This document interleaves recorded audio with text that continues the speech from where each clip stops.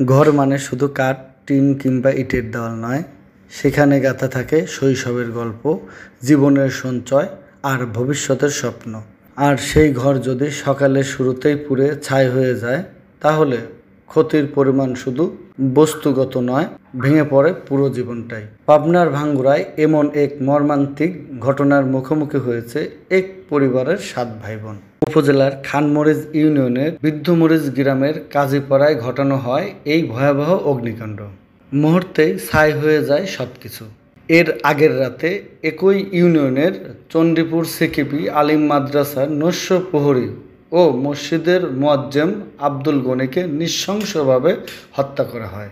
এই ঘটনায় সন্দেহভাজন হিসেবে গ্রামবাসী শাহাদতকে পুলিশে দেয়। এরপর তার ঘরে হামলা চালায় উত্তেজিত জনতা। আমাদের এখানে মুয়াজ্জিম খুন হয়, কে বা কাহারা খুন করে সেই সূত্রে আমার ছোট ভাইকে এখান থেকে ধরে নিয়ে যা থানায় যায়। যাওয়ার পরে আমার এলাকার কিছু কতিপয় লোক আছে আমাদের ঘর দুয়ারে যা ছিল মানে লুটপাট করার পরে সবকিছু নিয়ে যাওয়ার পরে ঘর দরজা সব আগুন দিয়ে দিছে। এবং আগুন যাওয়ার পরে তারপরে মনে করেন যে আমি থানায় গেছি, থানায় যাওয়ার পরে থানার তদন্ত অফিসারের কাছে গেছি, ওখানে যা বিচার প্রার্থী হয়েছি, কিন্তু উনি বলছে যে এখন না কাজ আছেন।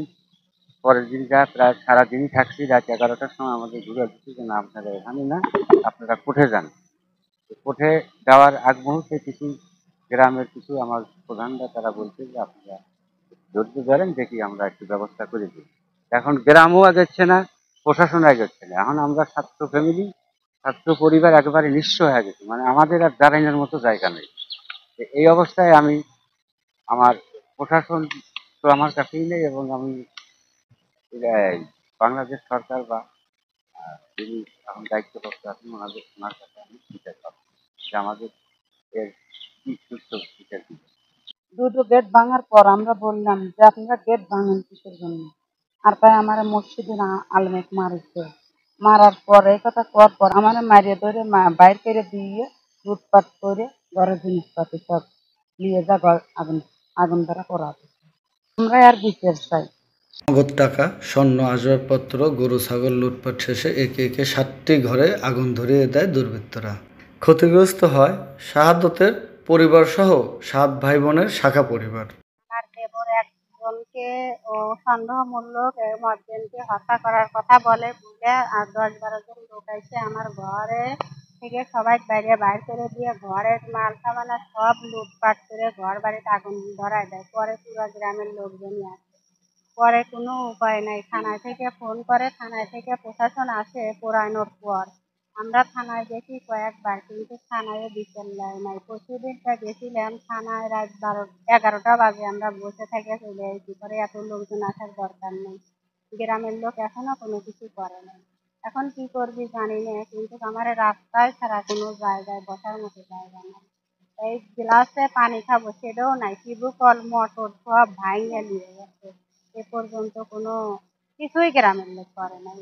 তদন্তের মাধ্যমে সুস্থ বিচার চাই। শুধু ভুক্তভোগীরাই নন, প্রতিবেশীরাও এমন বর্বরতার নিন্দা জানাচ্ছেন। আমরা শুনলাম যে এই কথা, তার বাড়িঘর মনে হয় যে একবারে পুরো দিচ্ছে। আমি এই মাত্র এসে দেখতে যে আসলে ঘটনা ঠিক। সবাই মনে হয় সবাই নিশ্চয় হয়ে গেছে। যে খুন করছে সে ফ্যামিলি ক্ষতি হয় নাই, কিন্তু যে ফ্যামিলি খুন করে নাই অন্য ফ্যামিলি সন্দেহজনক ভাবে বাড়ি ঘরে আগুন ধরা দিছে, লুটপাট করে তাদের সংসার থেকে সবকিছু বাইরের লোকজন এসে নিয়ে গেছে, বা গ্রামের লোকজন বাড়ির কিছুই নেই, নিঃসঙ্গই হয়ে গেছে। চাউল ডাউল ধান সরিষা আলু এই যে পেঁয়াজ রসুন সমস্ত কিছু, মানে নিঃসঙ্গ বলতে নিঃসঙ্গ হয়ে গেছে, সবকিছু পুড়ে গেছে।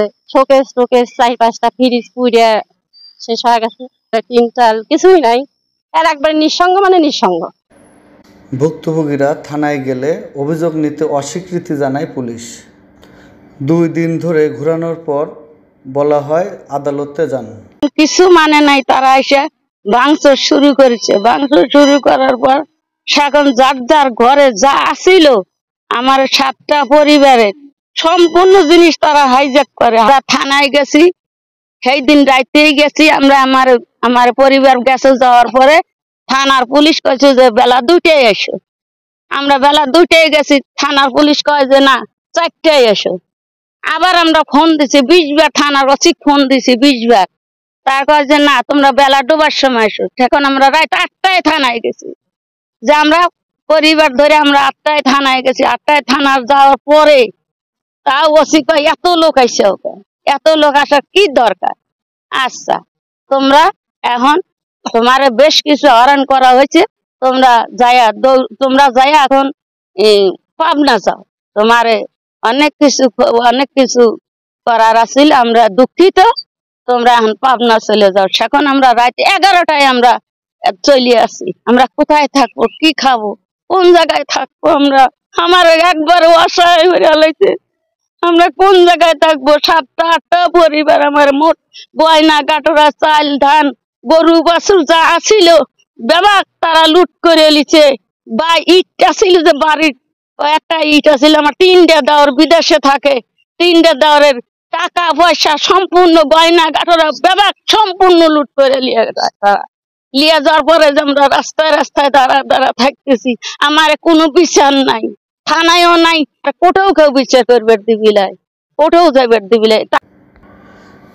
বিনা অপরাধে 7টি পরিবারের ঘরগুলো এভাবে আগুনে পুড়িয়ে দেওয়া তো কোনো বিচার না, এটা বর্বরতা। প্রশাসনের উচিত দ্রুত তদন্ত করে প্রকৃত দোষীদের বিচার করা। এদের যে ক্ষয়ক্ষতি, ধান চাউল সরিষা সবকিছু ঘর বাড়ি দিয়ে, তাও 1.5 থেকে 2 কোটি টাকার ক্ষয়ক্ষতি।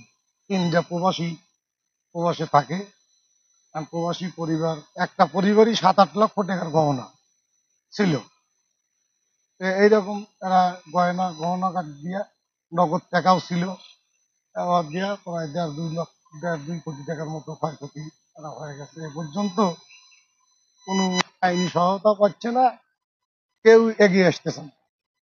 ভুক্তভোগীরা দাবি করছেন এ ঘটনায় থানায় গিয়ে অভিযোগ দিতে চাইলে পুলিশ তা নেননি। তবে পুলিশ বলছে লিখিত অভিযোগ দিলে অবশ্যই গ্রহণ করা হবে। অভিযোগ দেওয়ার জন্য আসছে তারা, মানে একদম অভিযোগ তারা কথা বলছে, এসে মনে হয় কথা বলে গেছে, লিখিত অভিযোগ পাওয়া গেছে এরকম আমি জানি না। আমি যতটুকু জানি যে কোনো অভিযোগ এখনো পর্যন্ত তারা মানে মামলা করবো এই মর্মে যে তারা যে একটা এজাহার দায়েরের জন্য যে একটা লিখিত দিবে, এরকম তারা এখনো কোনো কিছু নিয়ে আসে নাই। এরকম হওয়ার কথা না। আমি তো বলে দিয়েছি যে যদি তারা মামলা করতে চায়, যদি তাহলে অবশ্যই মামলা থানা নিবে, মানে আমরা অবশ্যই মামলা নিব, ওসির সাথে কথা বলবো। আসলে আমি জানি না যে তারা কি আসলে মামলা করার জন্য আসছিল, লিখিত অভিযোগ নিয়ে আসছিল, মামলা করতে চাচ্ছিল, কিন্তু ওসি নাই এরকম ঘটনা ঘটছে কিনা এটা আমার জানা নেই। আমি যতদূর জানি যে তারা লিখিত অভিযোগ দিলে মামলা হবে। জীবন ও সম্পদের এমন ভয়ানক ক্ষতির পরেও পুলিশ সহায়তা না পাওয়ায় পরিবারগুলো চরম হতাশ। দোষীদের গ্রেপ্তার করে আইনের আওতায় এনে ক্ষতিগ্রস্তদের পুনর্বাসনের ব্যবস্থা করবে প্রশাসন, এমনটাই প্রত্যাশা সকলের।